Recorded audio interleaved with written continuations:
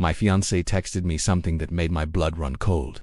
Just for words that turned my world upside down. I shredded your passport. I stared at the message, my heart hammering against my ribs. This had to be a joke, right? A really, really bad joke. We were supposed to be leaving for our dream vacation in less than 48 hours. A trip to Japan we'd been planning for over a year. Tickets, hotels, everything booked. Let me give you a little background. My name is Alex. I'm 30, and my fiancée Chloe is Ashabah. We've been together for 5 years, engaged for the last one. I run a small but growing software development company. It's my passion, my baby. But I'll be the first to admit, it's demanding. The last 6 months have been particularly brutal. We were launching a major update, and I was pulling 70, sometimes 80-hour weeks. I know, it's a lot. Chloe had been complaining about it for a while. She'd say things like, "You're married to your job, not me," or "Do you even remember what I look like?" I tried to explain that this was a temporary crunch, that once we got through this launch, things would calm down. I thought this trip to Japan was the light at the end of the tunnel for us. 2 weeks, no laptops, no work calls, just us.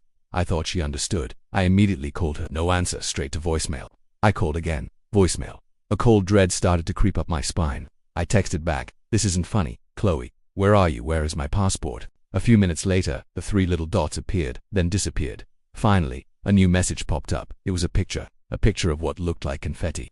Blue, papery confetti with little bits of my face and the gold emblem of my country scattered amongst the shreds. Below the picture, another text. "Now you have no choice but to pay attention to me. You're too obsessed with work." My first reaction was pure white-hot rage. How could she do this? This wasn't just impulsive, it was destructive, manipulative, and honestly a little terrifying. This went way beyond a simple argument about work-life balance. This was a massive violation of trust and a huge red flag.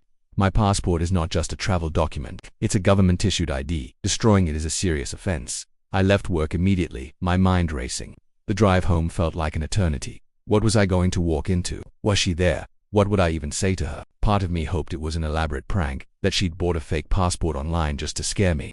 But the pit in my stomach told me otherwise. Chloe could be dramatic, but this felt different. This felt unhinged. When I got to our apartment, it was quiet. Her car was gone. I walked straight to the small home office where we keep our important documents. The lockbox was on the floor, open. My passport was gone. On the desk, right next to our shredder, was the little plastic bin, filled with the blue confetti from the picture. It was real. She had actually done it. I just sank into my office chair, head in my hands. The anger was still there, but now it was mixed with a profound sense of confusion and betrayal. Who was this person I was planning to marry? The woman I loved, the one who was usually so supportive and kind, had just committed a federal crime to get my attention. My phone buzzed. It was Chloe. "Are you home? Can we talk now?" I took a deep breath, trying to calm the storm inside me. I typed back, "Where are you?" She said she was at her sister's house. She wanted me to come over so we could talk it out. Talk it out. Did she really think this was something we could just talk out? I told her I wasn't going anywhere. I told her she needed to come home and face what she'd done. The conversation that followed over text was a mess. She accused me of prioritizing my work over her, of being emotionally distant, of making her feel invisible. She said she did it out of desperation because she didn't know how else to get through to me. She was crying. She said she was sorry she took it so far, but she wasn't sorry for why she did it. I get it, I really do. I hadn't been the most present partner lately. I was stressed, tired, and my focus was almost entirely on my company. But there are 100 ways to deal with that. You suggest counseling, you give an ultimatum. You sit down and have a painful, honest conversation. You do uncommit a felony and sabotage a $10,000 vacation that was meant to fix the very problem you were complaining about. I told her that her actions were completely unacceptable and that I couldn't even begin to process our relationship issues until the practical nightmare she had created was addressed. I spent the rest of the evening on the phone. First with the airline, then the hotels. The cancellation fees were astronomical. Thousands of dollars down the drain, just like that. Then, I started researching how to get an emergency passport replacement. It's a complicated, expensive, and stressful process, and there was absolutely no guarantee I could get one in time.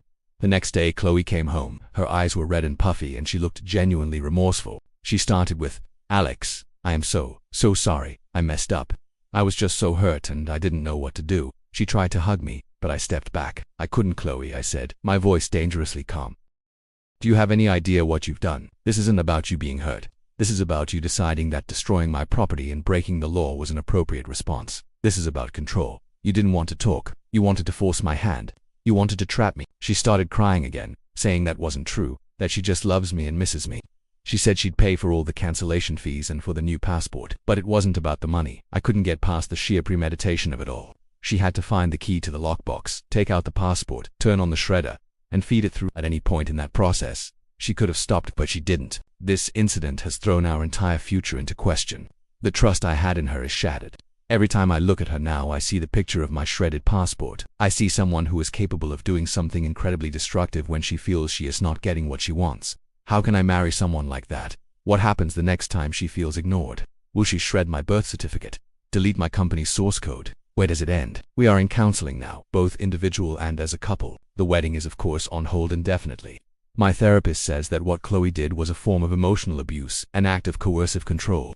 Chloe's therapist is helping her work through her feelings of neglect and her inability to communicate her needs in a healthy way. It's a long road, and I honestly don't know if our relationship can be salvaged. The love is still there, buried under a mountain of anger and mistrust, but I'm not sure if love is enough. For anyone out there who feels like their partner is too obsessed with work, please, talk to them, yell at them, cry, write a letter, demand therapy. But don't ever do something like this. It doesn't fix the problem. It just creates a much bigger one. I lost a vacation and a lot of money, but I'm afraid I might have lost my fiancé too, and that's a price that's far too high to pay. Thanks for listening to my story. It's been a crazy few weeks and it helps to get it out there. If you've ever been through something similar or have any advice, I'd love to hear it in the comments. Don't forget to like this video and subscribe for more stories. Stay safe and communicate with your loved ones.